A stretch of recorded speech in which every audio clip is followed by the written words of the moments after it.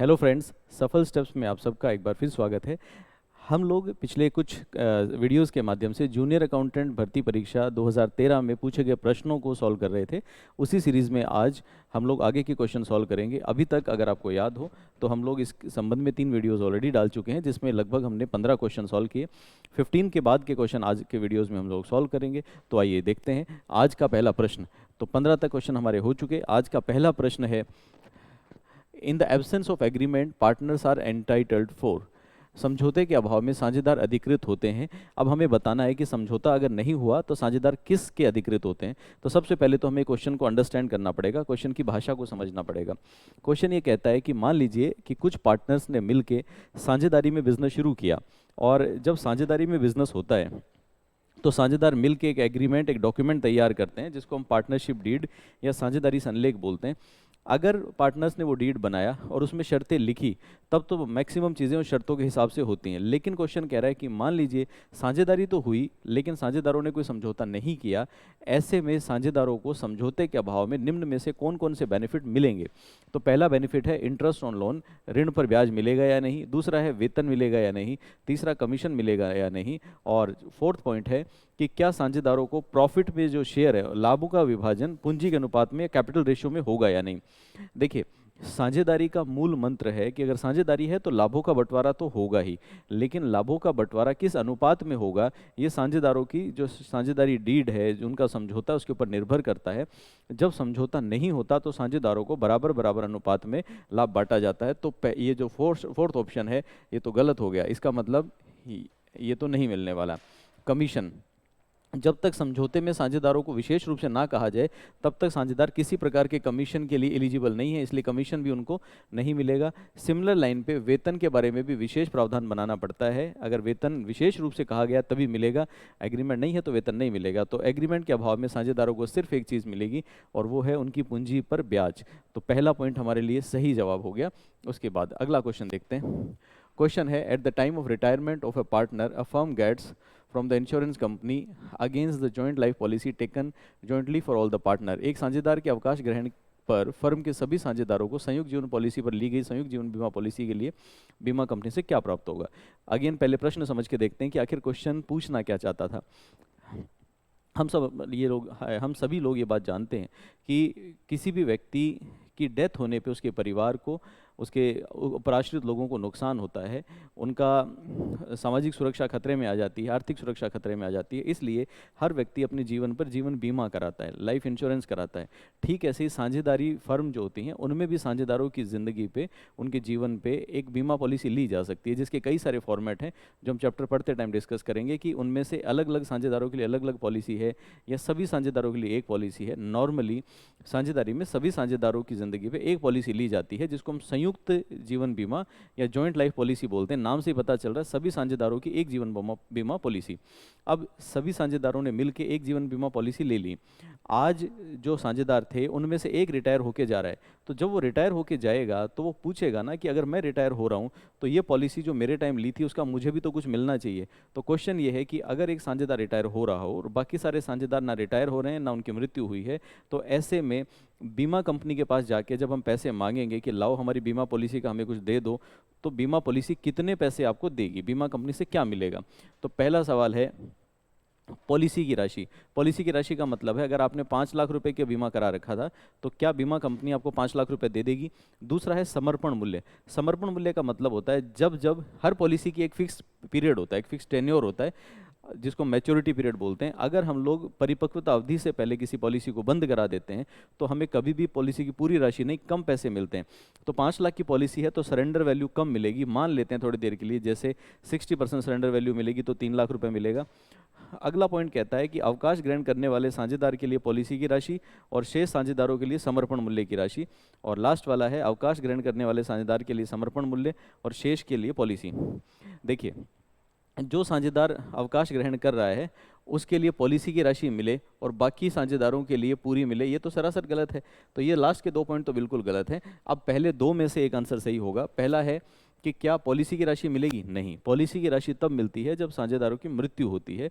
तो यहाँ पे या तो मैच्योरिटी पे मिलेगी या मृत्यु पे, यहाँ पे दोनों ही केस नहीं है, तो पूरी राशि तो नहीं मिलने वाली। ऐसे केस में साझेदारों को सिर्फ और सिर्फ सरेंडर वैल्यू या समर्पण मूल्य मिलेगा। तो जो सही जवाब होगा वो होगा आंसर नंबर 2।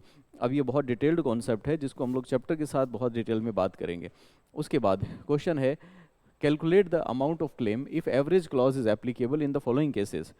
अगर औसत वाक्य लागू हो तो निम्न परिस्थिति में दावे की राशि बताओ। ये क्वेश्चन क्या है, देखिए ये क्वेश्चन जो है इंश्योरेंस क्लेम या इंश्योरेंस क्लेम या बीमा से संबंध में है। क्वेश्चन ये कहता है कि एक कंपनी के अंदर कुछ स्टॉक पड़ा हुआ था, उन्होंने उसका बीमा करा लिया, बीमा कराने के बाद स्टॉक में आग लग गई, आग लगने से स्टॉक का नुकसान हो गया। अब आपको बताना है कि बीमा कंपनी से बदले में कितने पैसे मिलेंगे। तो आइए इसको चेक करते हैं।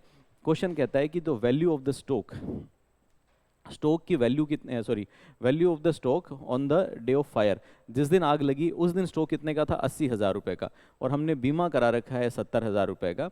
इसके साथ साथ क्वेश्चन कहता है कि आग लगने के बाद हमने मेहनत मशक्कत करके कुछ स्टॉक बचा लिया, जो हमने स्टॉक बचाया वो बचाया 21,600 का, तो 21,600 रुपये का स्टॉक हमारा बच गया। अब आपको बताना है, कि अगर ऐसा हुआ तो इसके बाद में बीमा कंपनी से कितने पैसे मिलेंगे। देखो वैसे तो लॉजिकल सी बात है, आप लोगों को यूँ लगता होगा कि देखिए 80,000 का स्टॉक था, 80 में से 21,600 का स्टॉक बच गया, तो जितना भी बैलेंस है वो नुकसान हो गया हमारा, तो जितने स्टॉक का नुकसान हुआ उतने पैसे हमें मिल जाने चाहिए।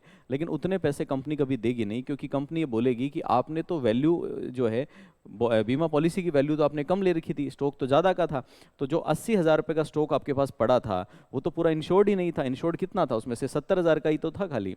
इसको बिल्कुल यूँ समझें कि आप 10 लाख की गाड़ी ले लें, उसके बदले में 2 लाख का बीमा कराएं, तो इसका मतलब है 8 लाख की गाड़ी की तो बीमा कराई ही नहीं आपने, तो नुकसान हो जाएगा। तो कंपनी 10 थोड़ी देगी, 2 लाख ही देगी। तो यहाँ पे कंपनी बोलेगी कि आपने तो अंडर इंश्योरेंस करा रखा था। जब ऐसा होता है तो हम ऐसे में क्षतिपूर्ति की राशि या क्लेम की राशि कैसे कैलकुलेट करेंगे? देखिए उसका बड़ा आसान तरीका है। सबसे पहले हम लोग ले लेंगे कि हमारा क्लोजिंग स्टॉक कितना था। तो हमारे पास जो स्टॉक पड़ा था आग वाले दिन, वो स्टॉक था 80,000 रुपये का। 80,000 के स्टॉक में से जो स्टॉक बच गया मतलब जिसका नुकसान हुआ ही नहीं, वो था 21,600 का। तो 80,000 में से अगर हम लोग 21,600 घटा दें तो हमारा आंसर आ जाएगा कि हमारे पास में कितने स्टॉक का नुकसान हुआ। तो सबसे पहले 80,000 में से हम लोग 21,600 माइनस कर देते हैं, तो हमारा जो नुकसान हुआ वो हुआ 58,400 का। ये हो गया हमारा लॉस स्टॉक या स्टॉक लॉस। अब 58,400 रुपये हम कंपनी से मांगने निकले हैं कि लाइए हमें 58,400 रुपये दे दो, तो कंपनी कहती है नहीं, हम एवरेज क्लॉज लगाएंगे, औसत वाक्य लगाएंगे। औसत वाक्य का मतलब है 58,400 का स्टॉक तो टोटल था, और टोटल स्टॉक 80,000 का था, जब पूरी पॉलिसी हुई नहीं, उसमें से मात्र 70,000 की पॉलिसी हुई थी। तो ये गुणा भाग करके जो आंसर आएगा वही आपका फाइनल क्लेम का अमाउंट होगा। इसको गुणा भाग कर लीजिए और आंसर आ जाएगा 51,100 रुपये। तो 51,100 रुपये ही आपको यहाँ पे इंश्योरेंस क्लेम मिलने वाला है, बाकी नहीं मिलेगा। तो आंसर आ जाएगा 51,100। उसके बाद हम चलते हैं आगे।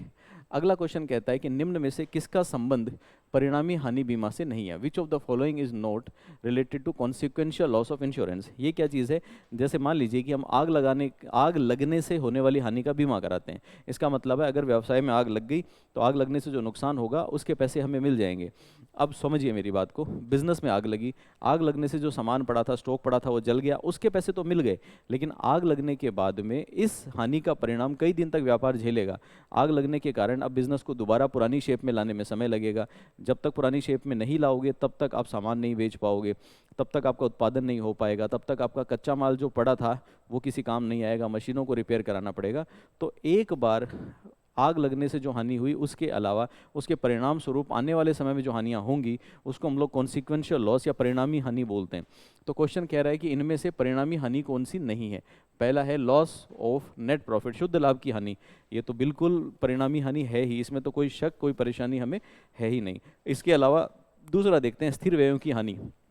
स्थिर व्ययों की हानि, लॉस ऑफ स्टैंडिंग एक्सपेंसेस, ये भी परिणामी हानि है। ये कैसे परिणामी हानि है? देखो अगर आग लग गई उससे शुद्ध लाभ तो कम होगा, पहला समझ में आया। अब सोचिए, मान लो कि आपने एक फैक्ट्री किराए पे ले रखी है, फैक्ट्री के अंदर आप उत्पादन करो या ना करो हर महीने उसका किराया जाता है। आपने फैक्ट्री ले ली, किराया है उसका मान लेते हैं 30,000 रुपये महीना। 30,000 पर मंथ किराया होने का मतलब 1,000 रुपये पर डे का किराया लगता है। आग लगने के कारण फैक्ट्री में सब चीज़ तहस नहस हो गई, ठीक करने में 10 दिन लगे, तो 10 दिन का किराया अगर 10,000 रुपये है तो वो 10,000 रुपये आपको देना ही देना है, और उसके बदले में आप कोई काम कर नहीं पाएंगे, तो ये भी एक आपका नुकसान है। इसके बाद लिखा हुआ है बचाया गया स्टॉक, साल्वेज स्टॉक, जो स्टॉक बचा लिया वो हानि कैसे, वो तो बचत है आपकी। इसका मतलब ये वाला जो ऑप्शन है ये सही जवाब है कि ये परिणामी हानि नहीं है। लास्ट और चेक कर लेते हैं, बिक्री में कमी, ये भी है, क्योंकि जब आग लग जाएगी तो आग लगने के कुछ दिन बाद तक आप नॉर्मल सेल नहीं कर पाएंगे, और अगर 15 दिन ठीक करने में लगे तो 15 दिनों में सामान्यतः जो आप बिक्री करते हैं उतनी बिक्री अब आपकी कम हो जाएगी, तो ये भी आपका गलत जवाब है। तो ये 3 गलत हैं, और ये साल्वेज स्टॉक जो है ये हमारा सही आंसर है। इसके बाद देखते हैं अगला क्वेश्चन। अगला क्वेश्चन है एक लेखांकन अवधि के लिए व्ययों का निर्धारण किस सिद्धांत के आधार पर होता है। In the determination of expenses for an accounting period is based on the principle of. देखिए ये अकाउंटिंग के कुछ सिद्धांत यहाँ पे दिए गए हैं, और क्वेश्चन ये पूछता है कि जो एक लेखांकन अवधि होती है उस अवधि के अंदर खर्चों का निर्धारण किस आधार पे होता है। तो देखिए बहुत सिंपल है, लेखांकन अवधि एक कॉन्सेप्ट है जिसको हम लोग पीरियोडिसिटी बोलते हैं, तो अवधि का कॉन्सेप्ट पीरियोडिसिटी कहलाता है, और ऑब्जेक्टिविटी या वस्तुनिष्ठता और सारता मटेरियलिटी ये कॉन्सेप्ट भी खर्चों को दिखाने से संबंधित यहाँ पे नहीं है। एक लेखांकन अवधि में हमने तय किया कि 12 महीने के खर्चे आएंगे, फिर 12 महीने के खर्चों को हम लोग रेवेन्यू से मैच करते हैं, मतलब आय और व्यय को मिलान करते हैं आपस में, इसलिए इसका जो सही आंसर होगा वो होगा मिलान की अवधारणा या मैचिंग कॉन्सेप्ट। तो सही आंसर है मिलान की अवधारणा या मैचिंग कॉन्सेप्ट। तो आज के सेशन को यहीं कंक्लूड करते हैं। मैं उम्मीद करता हूं कि आज का सेशन आपको पसंद आया होगा। अगर आपको हमारा कंटेंट पसंद आता है तो हमारे चैनल को लाइक कीजिए, सब्सक्राइब कीजिए और ज़्यादा से ज़्यादा लोगों के साथ शेयर कीजिए। और अगर आप जूनियर अकाउंटेंट भर्ती परीक्षा के लिए शानदार तैयारी करना चाहते हैं, अपना परिणाम पक्का करना चाहते हैं, तो हम लोगों ने इसके लिए ऑफलाइन और ऑनलाइन दोनों मोड में क्लासेस स्टार्ट कर रखी हैं। अगर आप ज्वाइन करना चाहें तो ज़्यादा जानकारी के लिए हमारे हेल्पलाइन नंबर पर संपर्क करें, या फिर सफल स्टेप्स एप्लीकेशन को एंड्रॉयड प्लेटफॉर्म से या iOS से डाउनलोड करें। आप सबका बहुत बहुत धन्यवाद। Thank you.